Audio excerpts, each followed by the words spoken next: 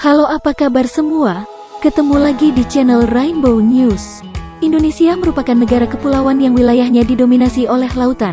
Adapun selain lautan, pulau-pulau Indonesia juga dipenuhi oleh danau yang ukuran dan penampakannya beragam. Berikut ini adalah 5 danau dengan karakteristik unik yang berlokasi di Indonesia. Tapi sebelumnya, jikalau kalian suka dengan tayangan ini, jangan lupa like, komen dan subscribe serta nyalakan lonceng notifikasinya.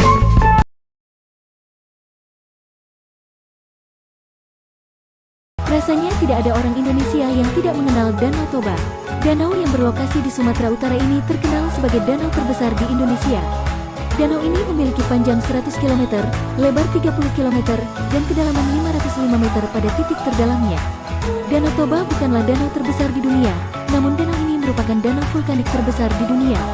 Karena Danau Toba memiliki ukuran yang besar dan pemandangan yang terkesan indah, danau ini pun menjadi objek wisata yang banyak dikunjungi oleh turis dari dalam dan luar Sumatera Utara.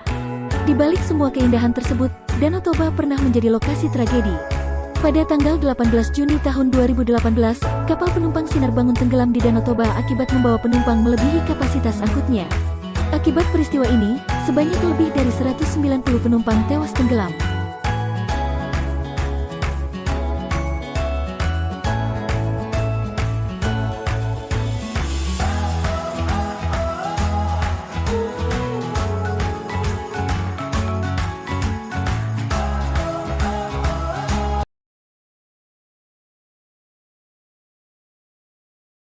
Pulau Bali dikenal dengan tempat-tempat wisatanya yang melimpah dan mendunia.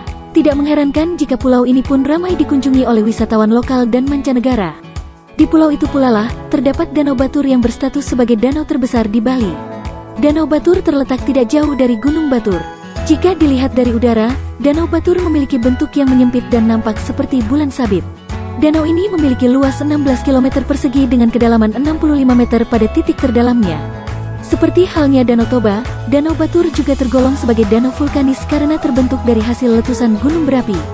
Pemandangan sekitar danau yang indah dan suasananya yang sejuk menjadi sebagian penyebab mengapa banyak wisatawan yang betah berlama-lama di danau ini. Keunikan Danau Batur belum sampai di sana. Di tepi Danau Batur, terdapat desa bernama Trunyan. Desa ini begitu terkenal karena penduduknya memiliki kebiasaan menggeletakkan mayat begitu saja di tanah tanpa menguburkannya. Meskipun mayat-mayat nampak bergelimpangan, tidak ada bau busuk yang tercium karena baunya tertutup oleh bau wangi yang dipancarkan oleh pohon taru menyan. Supaya mayat yang diletakkan di sana tidak dimakan oleh hewan buas, mayat-mayat di Trunyan kerap dipasangi dengan sangkar kayu di sekelilingnya.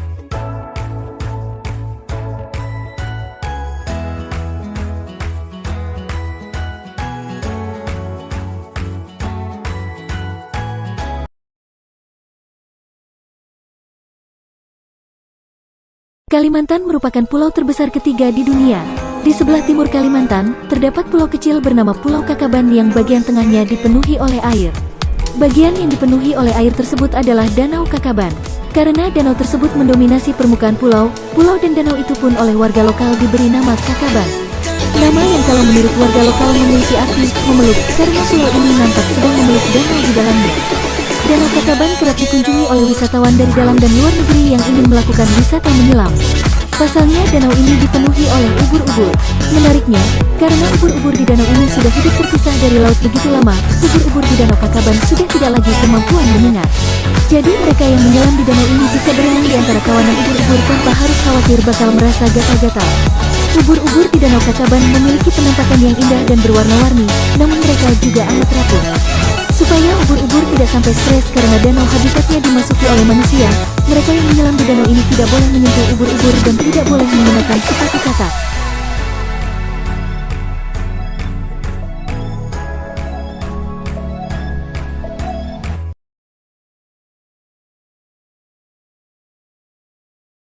Danau normalnya memiliki air yang tidak terasa asin.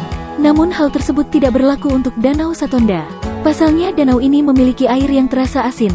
Danau Satonda terletak di Pulau Satonda, Nusa Tenggara Barat. Danau yang bersangkutan memiliki luas 3,3 km persegi dengan kedalaman maksimum 86 meter pada titik terdalamnya.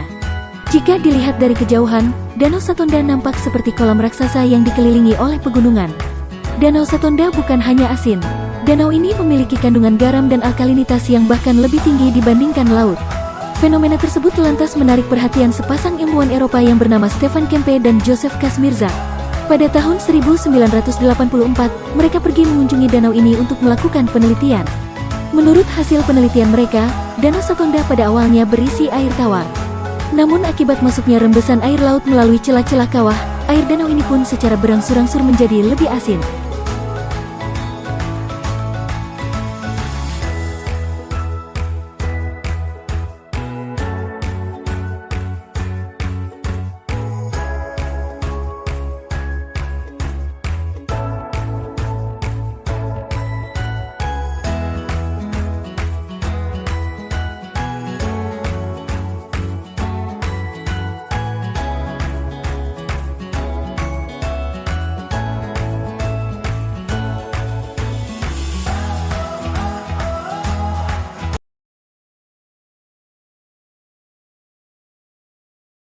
Satu lagi danau unik dari Kepulauan Nusa Tenggara.